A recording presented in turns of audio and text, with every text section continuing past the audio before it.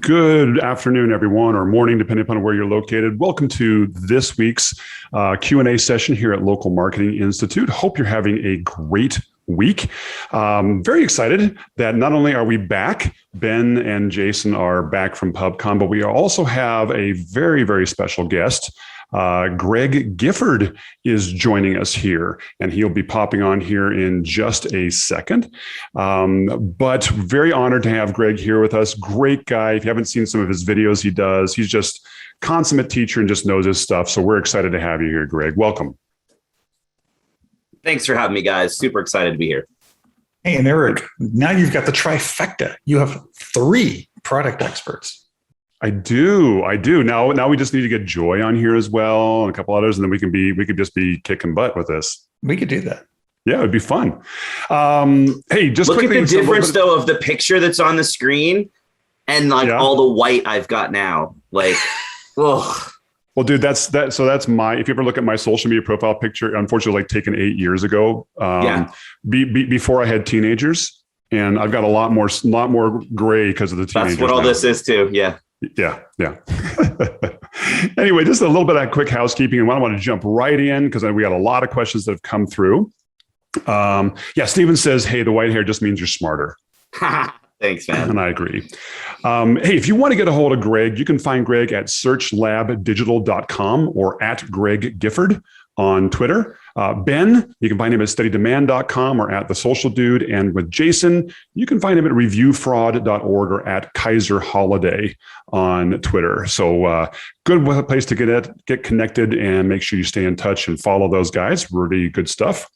Hope you're joining our Facebook group. We actually have several questions that came in from the Facebook group this past week that we're going to be covering here today. So make sure you join that. It's growing rapidly. Really good folks on there, and a very strong group that's very collaborative and helpful. And no spam. Our resident spam expert, Jason Brown, stomps down any spam in the group before it even gets started. So thanks, JB. Then obviously, if you're not able to join us live or watch the recording, make sure you subscribe to our podcast, Local Marketing Institute Podcast. You can find it on your favorite podcasting platform near you. So that's pretty much it. I'm going to pop that off, and we're going to go dive in here and get started. Let me bring up all my little notes over here and get that going here. I really do need to get that third monitor, Ben. It's just been crazy without it here. Anyway, let's but turn it vertical, and so you've got like a big one in the middle and regular ones on the side, just because that would be a great idea too. That'd be a great idea too. I mean, you think with the 2 monitors it'd be enough, but it winds up I need a third monitor, basically a presentation, notes, other things here. But the dude in the same office building here, he's got the big curved screen gaming monitor that's like super wide, and then he's got a second one vertical. So he's got like a monitor that's like 4 feet tall, 4 feet off his desk. Like that's crazy. I want that curved one. The new curved one from Samsung. Oh my God. Anyway, Nate says that he bets Jason uses a monitor just for constant spam fighting on the side. Hey, wanted to dive in. First of all, welcome back, guys. All 3 of you were at Pubcon. And I would love to get just a little quick update from what you guys saw, what was going on down there, any key things happening that might be applicable to our audience here. Also, I'm very interested to learn a little bit more about this kind of definitive photo that came out of Pubcon, which is making the rounds on social media now. So, Ben, why don't you kick us off? Tell us a little bit about what kind of you saw down there. Yeah, I mean, believe it or not, there's actually not that much to go over, right? I mean, Pubcon was great. Jason, Greg, and I were all there. We were all speaking. Jason and I actually spoke. He went before me. He was talking about spam, of course, and I was talking about reinstatements and suspensions, of course. And Greg, what were you talking about, actually? Spam and suspensions. I'm kidding. I did a session. Well, so I did the local SEO masterclass the day before the conference. So it was like an all-day thing. So it was like 3 hours of me talking everything related to organic, local, and then Damon Gochner did 3 hours of everything related to local when it comes to the paid side of things. Then on the regular conference, he and I also did a session where he talked about GMB signals that affect local visibility, and I talked about all the other signals that affect local visibility. Sweet. Yeah, and actually, shout out to Trisha. Trisha Clements was there, so we got to see her in person and hang out. And so that was a real treat.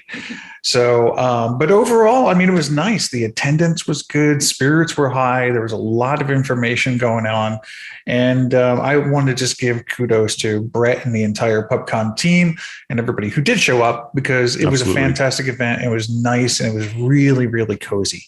So, any major kind of revelations come out of this that you guys caught on, or just, hey, it's really the same issues we've been dealing with here, just reinforced? Just the Morty meme. Yeah, just the Morty meme. This is awesome. I mean, I frankly, this is pretty much anybody dealing with local SEO issues these days. This is, I think, a good pose for them on that. Yeah, this was generated because it took Morty 45 minutes just to buy 2 tickets to the ball game because of UX issues and not making things easy for people. And the best part is, like, we work in tech and we could not navigate all these snafus and new steps and new processes. So it took us 45 minutes to get tickets. We went to the game and had fun. But yeah, this meme is going wild on social media right now. As the kids say, it's gone viral. All right. Well, let's dive on in here. We got tons of questions coming in, but good to have you guys back. Greg, great to have you here. And we've got lots of questions coming in. Guys, if you're watching us live here right now, please do submit your questions via the Q&A. That's the best place for us to watch. If you're watching us on our Facebook group, we're monitoring the comments there. But that's probably the best place to do that here. Diving on a couple of quick updates. Wanted to just tackle into one thing here. We have this happened actually about a week ago or so. Want to make sure you guys are aware that Yelp has updated some additional COVID attributes on here. If you're requiring proof of vaccination, if your staff's vaccinated, require masks, don't require masks. I don't want to turn this into a political thing. So wherever you fall on the spectrum, just make sure you know that these things are out there. Whether it's on Google My Business, whether it's on Yelp, whether it's on other platforms, make sure you're checking this information and updating it regularly. For instance, I don't actively work with these folks, but they let me kind of watch their listings for them. And I noticed that they're actually open right now and they're receiving people in person, but they haven't yet updated their COVID message on their Yelp listing. And they actually do get quite a few inquiries. I think they're getting, 8 or 10 inquiries a week off of Yelp for their accounting business. So just something to make sure you guys are aware. Go in here, check this out. Always check out the listings. Make sure you have some extra attributes on that. So I wanted to make sure we just covered that and let them know that those have rolled out. Ben, you had some quick things about some GMB categories and how they work with service area businesses versus what storefront businesses. Do you want to go over that real quickly? Yeah, sure. So this is a brand spanking new, actually, as of pretty much this week. And so basically what it comes down to is that GMB is kind of cleaning up the experience for the differentiation between a service area-based business and a storefront.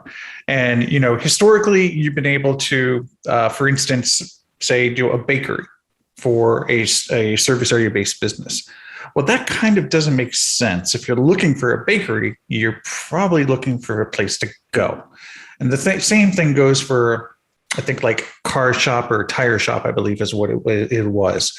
So there's quite a few examples. I think actually Joy covers a lot of those too. I think we cover them all as well. So, but it's not that they're removing categories for service area-based businesses. It's just a clarification. So an SAB will not say, for instance, be able to use that category of bakery anymore. Instead, the guidance is to find another category, basically, that is more applicable to your business. That's basically it.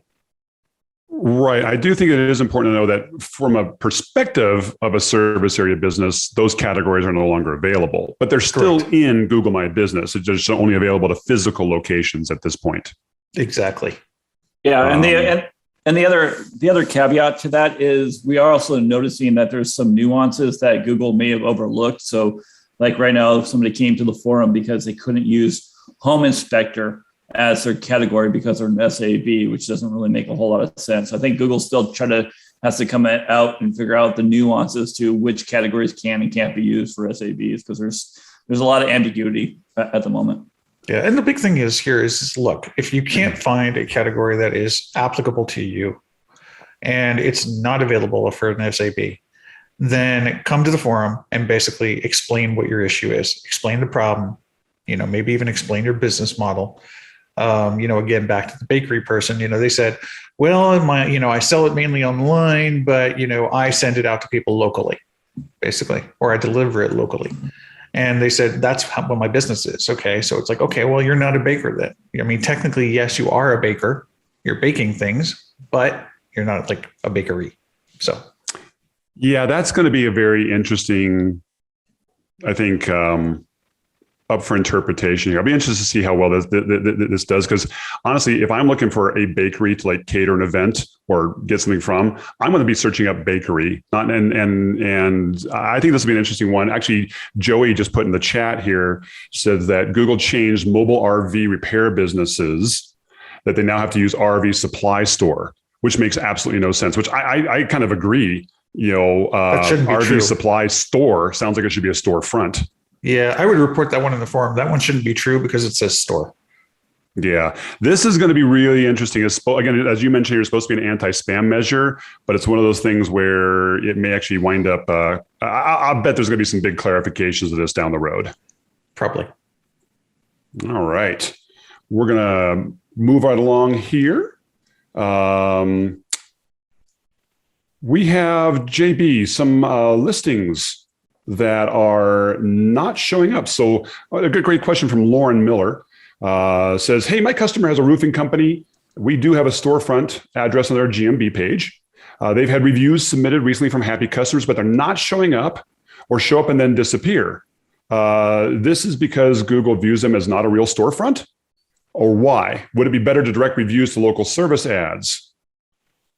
Well, okay, so Google is trying their darndest to clean up the review space, and so there is a very super aggressive, egregious review filter that's happening. We are seeing tons of threads on the GMB forum where people are saying, "My customer, uploaded or left reviews. I got a screenshot of it. The review is showing up in the client's dashboard or in the client's profile, but it's not showing up for the business themselves." We've been escalating a lot of these questions, going back and forth to the GMB team. Sometimes the reviews are being filtered because they violate some form of terms of service. If they do, they don't tell us. We're seeing, like, I'm not even sure what the percentage was, and I tried to get a clarification from Google today. Like, is it 25% that are being restored, or 75% that are being restored out of the cases we're submitting? I mean, we have seen instances where we've escalated issues to the community managers, and they've been able to see that there was an issue, but it's something that's been happening. But I mean, yeah, if you've got a way to send reviews to LSA, I would send as many reviews as you can to LSA. LSA is going to be a little bit more powerful, I believe. Ben's squirming in his seat right now. Ben's squirming. Obviously, he has a different viewpoint. So, Ben, why don't you chip in on that one? Well, and the only reason why I say LSA is because I think LSA is a lot more powerful at the moment, because there's a lot more visibility on that. We're definitely seeing that it's more prominent than we're seeing a lot of GMB listings. So that's my take on it. If you can't get a review on GMB, then let's see if we can get it on LSA, because they're two different beasts. Yeah, and in that vein, yes, getting them on LSA versus GMB, if they're not going on to GMB, is valid. But you have to actually have the booked deal from LSA to even do that. So if it's just a user who's just purchased service from you and didn't come via LSA, you can't actually solicit that verified review.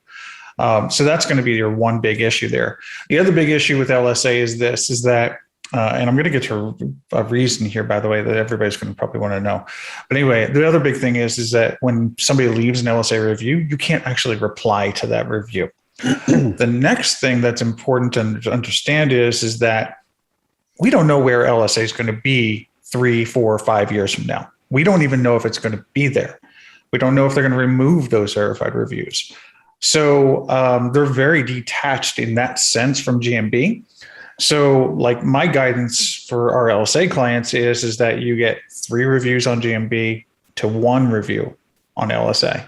The reason for this is that, and I'm interesting to see if anybody knows this or not, but a verified review does not have any better ranking benefit for LSA versus a GMB review. So they're actually equal. I think personally they should be a higher weight, but they're not. So, but anyway, but yeah, I mean, so those are the kind of caveats there, is those types of things. And by the way, just for everybody, just to make sure we're not throwing out just terms that people aren't familiar with, LSA, local service ads, a specific kind of ad that you find in Google search specifically for service area businesses of certain categories. We're actually going to have hopefully a session here in the near future specifically on LSAs, which I think will be very helpful for everybody. But, I think we're kind of almost saying the same thing here, Jason, Ben, is that, we're having some disappearing review issues. That's got to pop up. LSA reviews do have value, but, Ben, I think your ratio of 3 GMB reviews to 1 LSA review might be a good rule of thumb. But any other thoughts on that one, Jason, before we kind of move on to a different subject? Welcome back, Craig. Sorry about that, guys. Zoom decided to totally crash out on me. So that's okay. That's okay. Go ahead, Jason. No, I'm good. Okay. All right. Well, let's move on then here. There is another one out here about listings disappearing from Google My Business. So this has been a very interesting challenge one here. I saw you wince at that one, Greg. Do you have any thoughts on that one, or do you want to let our friend Ben tackle that one? Yeah, I'm just wincing because it's a painful thing that's happening. We let Ben tackle it since he wrote the post about it. All right. Why don't you go forward, Ben? Yeah. Okay. This is not relatively new either. No, this is not. As a matter of fact, I think we talked about this, not even 2 weeks, 3 weeks ago, something like that. Mm-hmm. So the outstanding bugs in this Search Engine Journal article are still here.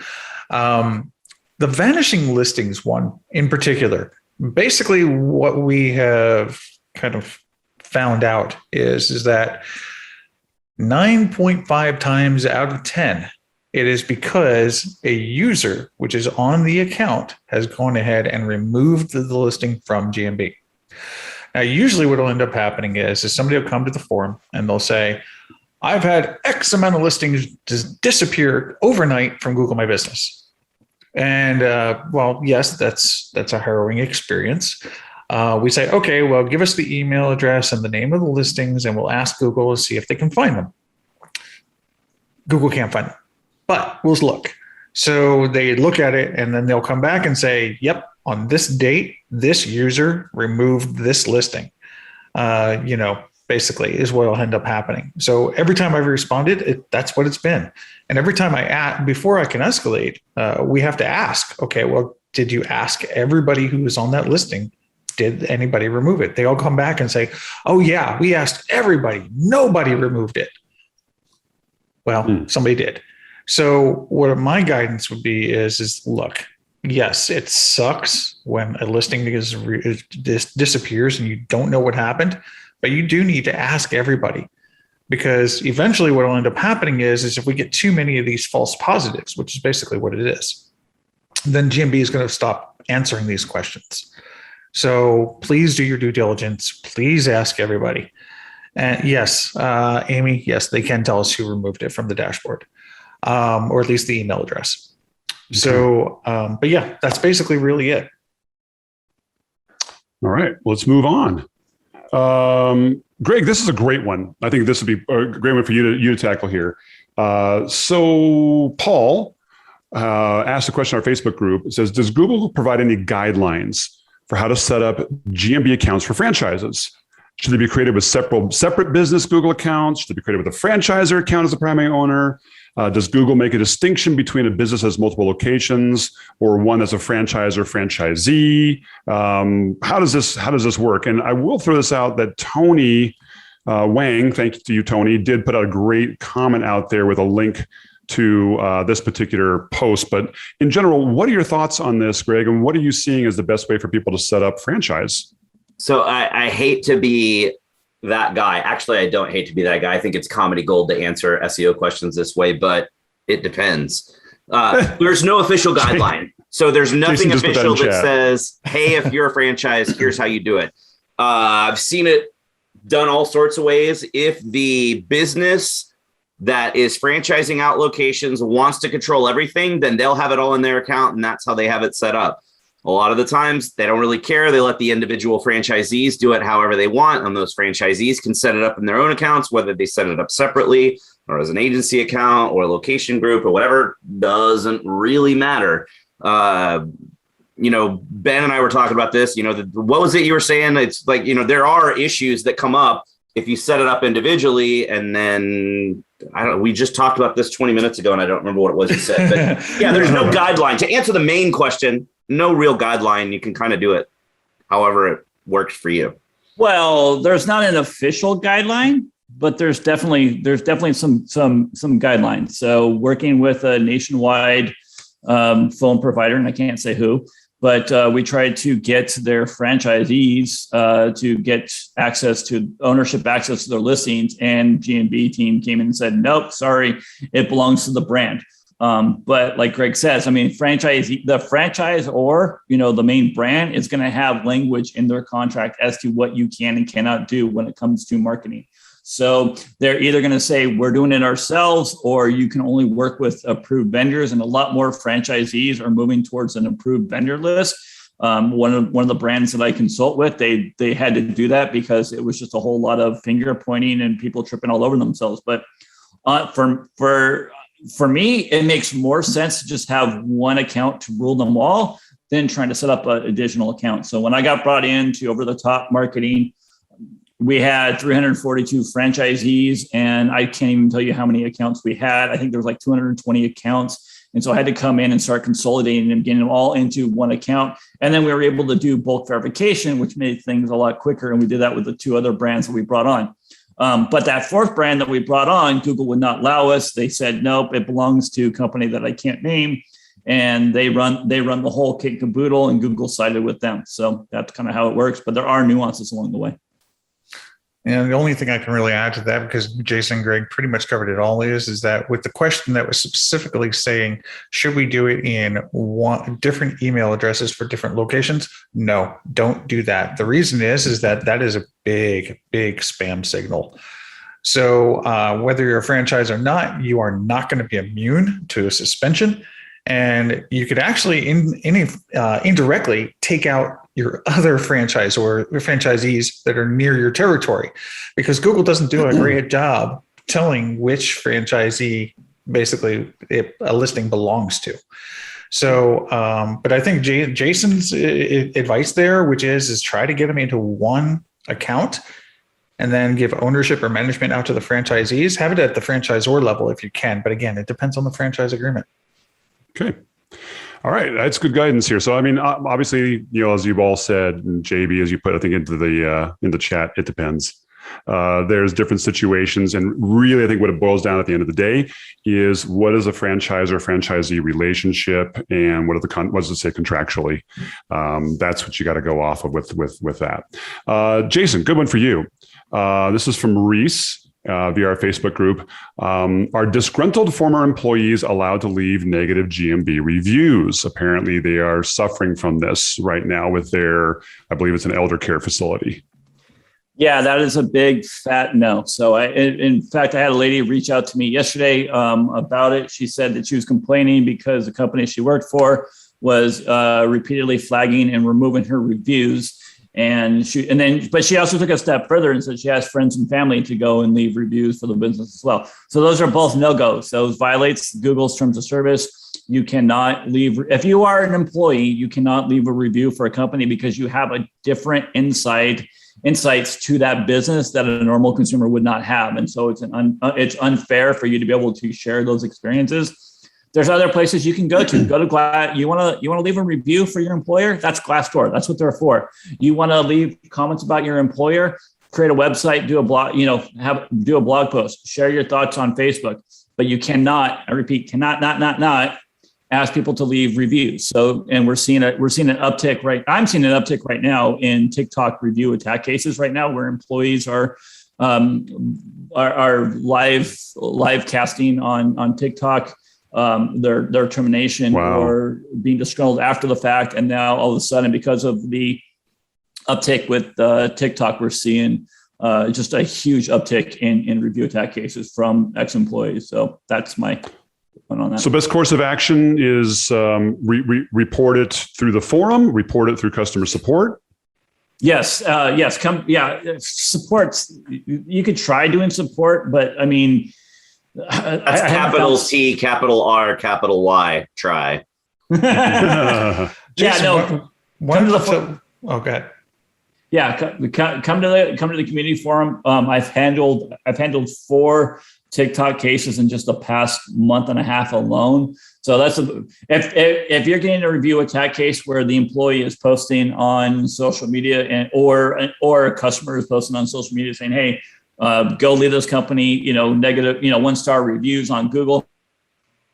That's definitely a violation in terms of service. Come to the forum and we can help out with it. But why don't you talk about the flip side of that, which is the kind of proof that is necessary for Google to actually take action on that review or reviews? I don't know if I really want to get into that one, because I don't know if I want to start reverse engineering, teaching people how to not show that evidence. Well, let's just maybe put out some common sense, because I posted a response to this in the Facebook group, and it was just like, hey, look, as an employer, you're going to have proof of if that person was an employee or not.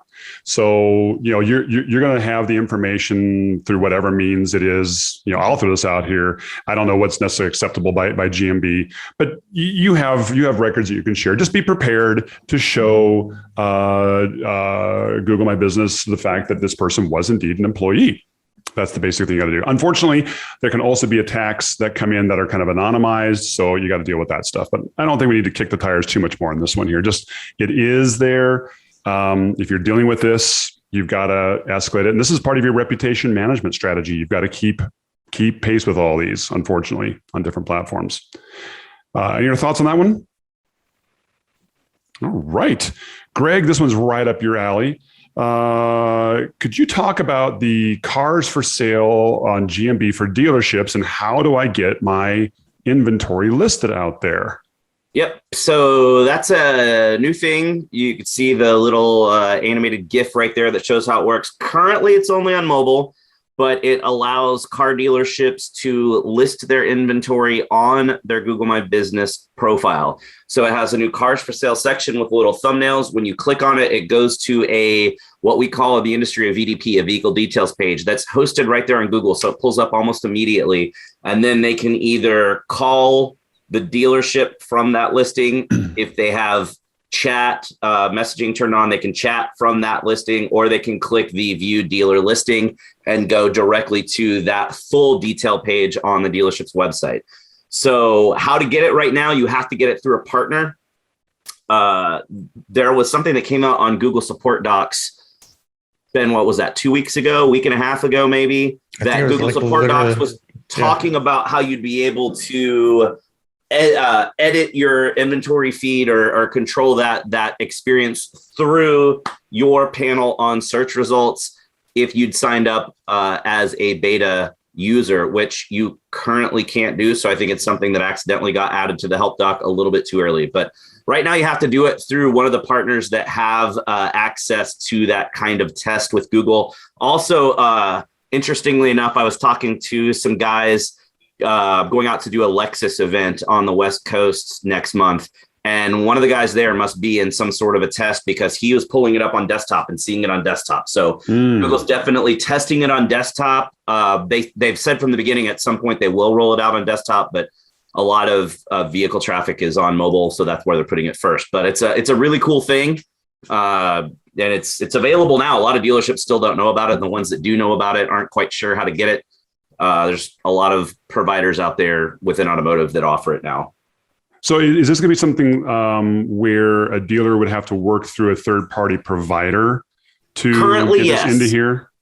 Currently, yes. So because the help doc came out and said, if you are a dealership, and I think the wording was, if you are a dealership that is currently in the beta, you will now be able to control the experience through the panel in search results, and there would be a link. And basically, the way it would work is if you want to show your new cars, you give Google a URL of where your new car list is on your site. Google will go and crawl that and then pull the information and put it on there so you could control which URLs are there. But again, that's an experience you can't really do at this point because nobody can do it directly with Google. You have to go through a partner to do this right now. Greg, Max is on our chat with you right now, and apparently they've been dealing with this, and he said that we absolutely need a clean database. We were invited, but their database disqualified them because it wasn't clean. We were invited, but our database disqualified us. Yeah, if you look back up in the thread, he's talking about how they needed a really clean, I guess, database of inventory. Max, if you can kind of chat out there and say what it is that was not clean about it. I do know that there are two ways currently. We offer this to our dealership clients through one of those partners. And so I am pretty familiar with how it works. There's two possible ways right now to get your inventory connected. The easiest is you just give Google a link to your new car inventory and your used car inventory. Google goes and crawls it, pulls all the information, makes it appear like it shows in the little animation here. The other way is all car dealerships have some sort of an inventory feed from their inventory provider, from their DMS system at the dealership. And you can give that inventory feed to Google and Google takes it out of the inventory feed. But there are certain fields that are required. One of the big ones is you have to have a price listed for the cars. So if you are sending new cars in, or I'm sorry, if you're sending used cars, for example, you've got a new car that's already in your feed because you either have it and you're working on conditioning it to put it up for sale, or you just got it off of the truck and you don't have it. You've got it on your site, but you haven't taken pictures. You don't have a price. If there's nothing in the price field, it breaks the whole shebang. So you have to have a price for every individual vehicle. You've got to have like top line information all in there. So if it's any of that sort of stuff, and Max is saying, yes, exactly. So Max, it's either you don't have that in your feed or you don't have it on your site. We were just dealing with this with a dealer, a newer client recently. And we basically said, hey, look, I know that you don't have prices yet because the cars are at the dealership, but not really on the lot where someone can just walk up and buy it today. Yep. You're going to have to go ahead and just add a price for everything as soon as you get it, or it's going to break it and you're not going to be able to show anything. So Greg, if you want to, I highly recommend reach out to, I'm sorry, not Greg, but Max, reach out to Greg. Even though Greg knows GMB in general and can work with a bunch of different businesses, his nickname is kind of the car dealer whisperer on this as well, because he really knows that area extremely well. Greg or Ben or Jason, you might know this here. Is what's going on here kind of an extension of like the Google Merchant Center feeds that feed into both Google My Business and Google Ads? Because, is it kind of an extension of that, or is it a completely separate program from this? Yeah, this is separate because the Merchant Center allows for a transaction, right? This is not allowing for a transaction. You can't just correct me if I'm wrong, Greg, but you can't just buy a car off of a GMB profile. No. So I think this is just more of Google's way of simply having people stay on Google search, period. Oh, absolutely. And giving more information to the consumer. Okay. All right, let's move on then. Did we lose Greg? I think we lost Greg again. He's frozen, but at least he was able to dive into that question in depth. Now. Oh man, we are having some major Zoom issues this session here, but that's okay. Greg, we'll keep in and out Gifford. We'll keep motoring through. Here's a good one. I'm not sure, JB, maybe you want to tackle this one here because I think this is going to be a larger scope than we can actually cover too much in depth.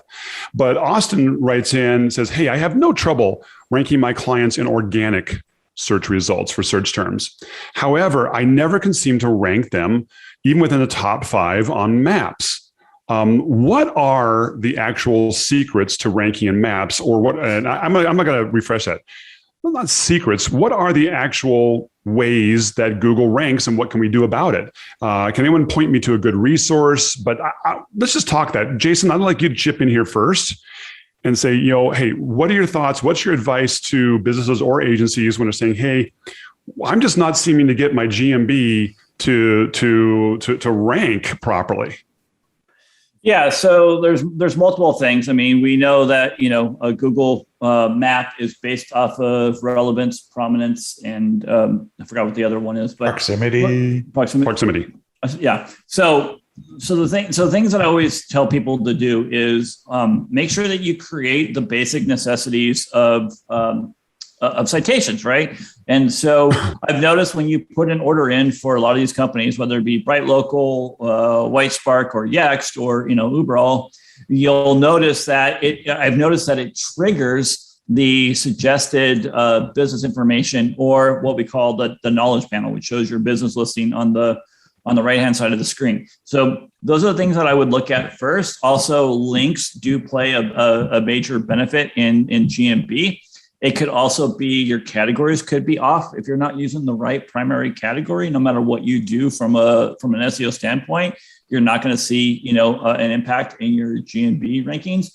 And depending on where you're linking your GMB to. So if you're linking your GMB to your homepage, and your homepage is not properly optimized for your locale and your category and keywords, you're basically shooting yourself in the foot. So I always tell people, look at your website. Make sure you're doing a technical audit of your website. Make sure your GMB is not just linking to your homepage, but think about like you're setting up think of GMB. I hate to say this because it infuriates me. We will refer to GMB as their ad, but think of your GMB as a paid ad, and you're always going to be linking your paid ad to the specific landing page that you want, not just your homepage. And I think a lot of people screw up and they link just to their homepage and thinking that's going to fix everything. So I would look at all those things. I would make sure that you're uploading photos, that you're getting customers to upload photos, that you're getting a handful of new reviews.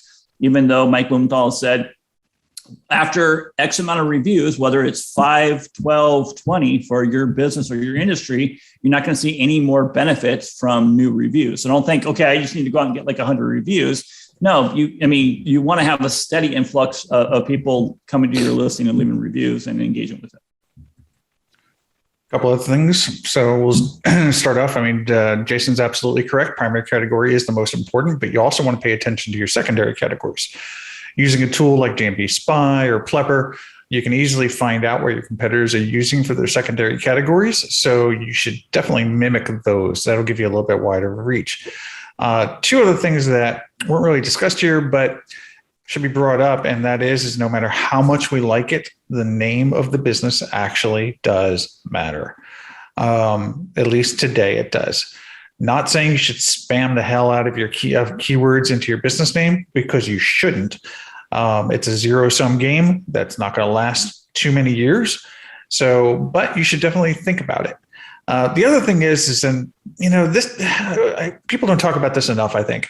I had a client yesterday ask me like, well, hey, I'm thinking about, making this modification of my listing. I'm ranking in this city, but I'm not ranking in this city. And why is that? And I asked him straight up, I was like, okay, well, where was your verification address? He's like, oh, my verification address was in this city, which is where I don't want to rank. I was like, okay, well, that's your problem. The verification address, whether you're a storefront or a surface area based business, is going to have a huge impact. That's your proximity. Basically, that's what's going to affect. But like Jason was saying, your website's also extremely important. The content on your website and what you're doing there, the links that you're getting, what those, all of that matters, because the local algorithm is laid on top of the algorithm, of the organic algorithm. They work together. So that's important to understand. Greg? Yeah. Hey, Greg, welcome back, man. Sorry, guys. Zoom is not cooperating today. It keeps crashing on me. That's okay. Well, we've got you on here now. I want to let you take a stab at this question. We had a great question from Austin, who was saying they can rank their clients in organic, but having a difficult time ranking in GMB. What are the key factors, in your opinion, that help a GMB listing rank better? Well, I mean, the key factors, we'd want to know more about what's going on in that situation. I'm probably going to say exactly the same thing these guys did. I just wasn't here to hear it. But I would first start by asking, where's that client? Because if you're looking at a metro area and it's something like I'm in Dallas, right now I'm in Plano, which is about 25 minutes north of Dallas. And if that client wants to rank in the map pack in Dallas, probably not going to happen because their address isn't in Dallas. So look at where their address actually is, because the map pack is really going to be heavily based on the actual physical location. So most people can go in and sure, you can cheat like he was talking about by stuffing keywords, but don't do that. You don't need to cheat, but it's business name keywords going to have an effect, but don't cheat. Categories have an effect. So make sure you've got the right categories. Check the categories that those guys that are outranking you have. So if you are all in the same city and those guys are beating you, see what's different. Do they have different categories selected? Or do they have the same category selected, but a different primary category selected? Or look at their reviews. Do they have significantly more than you or a significantly better score than you? But most of the time when this comes up, when I'm talking to people, whether it's car dealers or attorneys or whatever, or talking to people out at conferences, usually it's somebody that it's just a location and proximity issue. They're wanting to show up in that city, but they're 30 or 45 minutes away. Okay, cool. You got to educate that client. Here's how the map pack works. You want to show up for people in Dallas, but you're 30, 45 minutes away from Dallas. When somebody is looking, especially if they specify, I want a Dallas plumber, Dallas electrician, Dallas doctor, Dallas bar, whatever it might be, Dallas pizza delivery. As soon as you specify a city, Google says, I'm going to give you results that are located in that city. Now, sure, sometimes you can show up if you're not in that city, if it's not super dense competition. But like, if I'm looking for HVAC repair in Dallas, there's probably 800 people in the metro area that do HVAC repair in Dallas. If I'm 20 minutes north of Dallas, I'm never going to show up in the map pack, no matter what I do. Great. And, I think we may have lost Greg again. He just froze. Oh. I put but he got in the important information. We had a quick question here. How can you check the categories of a GMB listing? And, Ben and Jason both type in chat, GMB Spy and Plepper will both do that for you. I did put a link to a great video that Greg himself did a while ago. And it's just a quick little way that you can actually check your competitors' categories. Ben, if that little tactic still works? Ben's muted. I'm sorry. Yeah. What was that? One more. I put let me bring this link over here real quick. Plepper. Plepper. Yeah, Plepper is by far hands down the best. I recommend it over everything because they've added so many great nuances to it. It'll actually let you know if the listing is actually verified or unverified, which is super awesome. Plus, they've got some other cool nuances. You can get the CID and you can get the place ID. So Plepper. Awesome. And also the thing that I love about the most is the fact that if you go into Local Finder, it'll look at the top 20 results and it expresses basically all the data in percentages. So how many of the 20 are using category X, how many are using subcategory Y, number of reviews on average. I mean, there's tons of data that it gives you. Somebody in chat mentioned GMB Everywhere, by the way. You can use GMB Everywhere too. It's kind of like GMB Spy with a lot more data. I use it as well. So, it's good. I mean, I would say just use all the tools, find the one that you like and get rid of the others. Hey, Greg, I posted a little link here to something you ran, I think it was last year or something. You had a little video on how to check competitors' Google My Business categories just by kind of, looking at the raw HTML code of the page. Does this trick still work? Yeah, it still works. That's actually how those Chrome plugins are finding that data, is they know where to go and parse it out of the code. So that still works, but I mean, there's plugins that do it for you. Why dig through code if you can do it with plugin? That's a good point. I just wanted to share this though, because it was a great little video you did on our site last year. So unless you like to be nerdy, like if you like to be nerdy and dig around in the code, then do it this way. It's fun. It's harder. It's harder. No, it's more difficult to find it in the code now. Google has actually moved it, and so these tools are going to save you a whole lot of time and energy. Awesome. Trust me. Yeah. Also, just one more thing. I mean, GMB everywhere, and also Plepper. I mean, like I said, there's tons more data that you're getting. Like you can get the CID, for instance. I mean, yeah. So it's definitely worth it. Yeah. Cool. Okay, I got a really fun one that I want to tackle here real quick, guys, because just because it's kind of an odd one. But Nate here actually typed in and says, "Hey, I took a wrong turn the other day on the internet and ended up on Yahoo. I happened to be looking for a local business and found a business profile. I doubt Yahoo has a platform to manage the listing. Would that be Bing Places that manages the listing, or is it fed from Yelp?" Well, Nate, do we have a show for you? You're going to get a kick out of this. I wrote this like 4 years ago or something like that, 5 years ago. And this was back when Yahoo was spinning off a company called Abaco. I mean, I got to update this. But what's funny is this is the most commented article on Local Marketing Institute, period. I mean, just check this out. Look at all these comments on this article. For some reason, I don't know why people just want to get a free listing on Yahoo. The answer is, if you live in the United States, you still can get a free listing on Yahoo. Yahoo does maintain its own directory out there, its own business listings out there. Yext, they completely outsource this to Yext. However, I'm going to show you the little key here. And when you go through and you outsource this, now watch them prove me wrong. I just literally checked this the other day. I'm going to go to High Hops. So this is actually powered by Yext. And I got to get the High Hops. I got to get their phone out here real quick. I forgot what it is. High Hops Brewery. Sure, I'm surprised it's not memorized, Eric. Yeah, you think I should. I like it well enough. You think everybody would ask about this. But where did I put this here? Here we go. All right. So 970. Okay. I got to at least have the phone number there. Oh, of course. Big tester. Because they're going to try to reach out and contact me. They'll probably, High Hops keeps wondering why in the world they keep getting calls from Yahoo every month or two, as I'm verifying that this still works here. Business type, one location business. So I've only tested this for single location businesses in the United States. That's all I can vouch for. I can't vouch for any of that stuff. All right, I'm going to go here. I'm going to just go out and fix my listings now. All right. Yeah. Business email, big@whatever.com.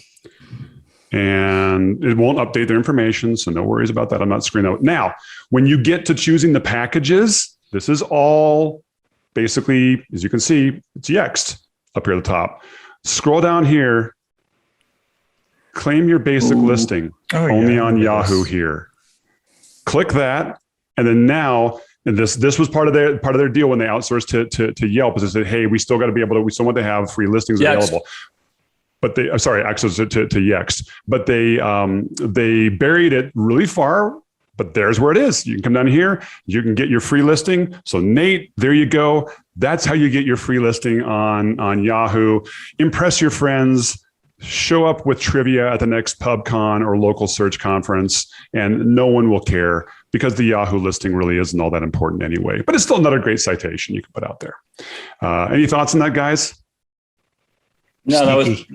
This still works. This still works. And also, I mean, Yahoo parses data directly from Yelp too. So as soon as you go and you create your Yelp listing, they pull it. Yahoo syndicates in data, like most directories. It syndicates data in from third-party sources. But if you want to directly manage and set up your own listing, you can do it here, and you do not have to pay for it. But that will help. Can you post the link in the chat? Yeah. Let me post the link to this thing here. Yeah. It's still accurate. Yep. There you go. That will help you there. Yeah, this is getting ultra nerdy on that. I wanted to go back quickly on the ranking in organic, but not maps. You guys covered everything. I was taking notes, and number one, proximity. You can't change proximity unless you're going to move your business or you're going to go down the spam route, in which case JSON letters are going to smack you down. Complete your info as much as you possibly can within the listing, including making sure you've got the right categories and all the right proper attributes and as much information as you can fill out. complete other key citations, as you said, Jason. You guys have actually seen an impact when you actually still do that. Have a good review strategy. Greg, you touched on this. You've got to have a good review strategy. How many reviews do you have versus other folks? You've got to have a consistent, good flow of reviews. Optimizing your website. Ben, you touched on this with good keywords and other organic tactics. And then again, I'll throw this one out because this didn't get brought up. Fight spam. Look at the other listings that are ranking ahead of you and look at their reviews and look at their listings and try. And hey, if there's spam stuff that's ranking ahead of you, take action against it. Spam fighting is one of the best ways to move up in the rankings in certain kinds of markets. So I'll just throw that out there for what that's worth. All right. Can you fight spam on Yahoo? I don't know if you can fight spam on Yahoo. I'm not talking about Yahoo. I was talking about Google at this point here. You can fight spam anywhere. You can fight spam anywhere. You can. Okay. Here's an interesting one. Greg, I'm not sure if you've had any experience with this one here, but Travis asks, has anyone had success registering as an agency with Google My Business? I have followed the steps. I even created a new email address that wasn't already associated with any GMBs, but I keep getting an error message. Any insight that you might have on that would be appreciated. Do you want to talk about the agency program? I mean, I'm familiar with it, but I've not seen that error message. So it would almost be the kind of thing I'd have to almost try to replicate it and see what's going on. Or, for sure, you could always, anything related to GMB, go post it on the community forum and see if anybody can escalate and help. Well, maybe let's give a quick overview, because I know we've talked about this before. What's been your experience with the agency, and what are kind of the benefits here? I mean, we don't typically do the agency setup because we kind of have the opinion that GMB should really be controlled by the business owner and not really by the agency, because we always tell clients, own everything you can and really kind of be the gatekeeper on who has access to your GMB, so that, I've seen businesses that have 20 or 30 different people that are managers on their GMB, and like, why? You don't need that many people to have access. At an agency level, cool, you can log into your agency dashboard and get into any of your accounts, but it's not that hard to get into any of your accounts anyway. So we don't really use it. Yeah, I could totally see that. I got some stuff here. Yeah. So basically, as far as the error that you're getting, I've seen this error a couple of times. It's very, very rare. So usually what it is, it's more of a timeout type of issue. Just wait a little bit and see if that solves it. I hate to say it, but try it in another browser as well. And if that doesn't work, you can always reach out to support, but I mean, pretty much it's usually just a little bit of a bug. That's all it is. So, like Greg was saying, at the end of the day, you could come to GMB, the community, and kind of raise it there. It's pretty much going to be the same kind of answer. So try that first. As far as the benefits to the agency dashboard, I was personally resistant to the agency dashboard for probably about 2 years. Mainly because I had friends who got entire account level suspensions. There were all sorts of different issues. There are huge issues actually with doing imports when it first came out. However, the dashboard is now something that I really, honestly, I live and die by almost in our agency. And because of the efficiency and the process flow that comes with the dashboard. Now, I agree with Greg. You don't want to own your clients' listings. And so the agency dashboard is not really, though, about owning it. It's about managing. And the cool thing is that you can set up an account structure. All right. And that's probably the most important aspect to it. Is the account structure can be basically at the hierarchy is kind of the owner of the agency account, which is just one email address at your domain name. The secondary is that you have users and then you have managers. And these are different than users and managers on GMB listings. They're owning basically, in a sense, depending on what access you give them, either individual profiles or how I prefer to do it with location groups. So how I have mine set up is I have every one of my team members, they are a member of the organization. So which means that they basically have manager access in a sense to whatever I give them. Then what I do is for all of our white label partners is I create a location group specifically just for that partner. They're white label, so now I can give it some name that is not steady demand, right? So it's usually like name of partner, SD, so they know it's steady demand, and then GMB, so the client knows that it's a GMB, it's something to do with GMB management. And then what I have is I have a catch-all location group as well. That catch-all location group is for my direct clients. So now when a client basically we need to get control of their GMB, we can do it in a couple different ways. With the dashboard, we can actually send an invitation. So we can go ahead and, a request. If it's a storefront, it doesn't work with service area businesses yet. And so you do that and they just get an email and you put in your information and they hit accept and bang, now you have access. But another aspect of that is you can keep track of this flow through the entire process. So there's no more emailing somebody saying, did you get my request? Did you add my email address? Things like that. Cuts down on all of that. Go for it, Eric. I got more. I was just to say, when we're ready here, we're running a little short on time here, and I got one final question I want to ask Greg here. So, but finish up your thought though, Ben. Okay. Anyway, so that's really the high level of it. Okay, is granularity as far as user control, also organization. So I would highly suggest doing it. Basically, I guess is the big point, and also any incoming requests you get to see in a list at the same time too. So again, no more asking, did you just send me that invite? Yeah, I did want to point out though. I think Greg brought up a very, very good point at the beginning of this. Businesses, make sure that you are the owner of your GMB listing. No agency should be the owner of your listing. You need to own your own assets. This is huge. I've also seen this happen with Google Analytics properties, where the agency owns the Google Analytics property under their account. They give you access to it. And then when you leave, they're like, oh, no, we're keeping that.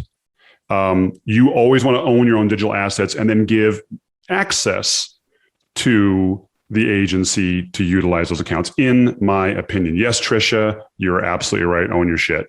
So I love that. Okay. The question I wanted to ask you guys here, Mike asks this one here.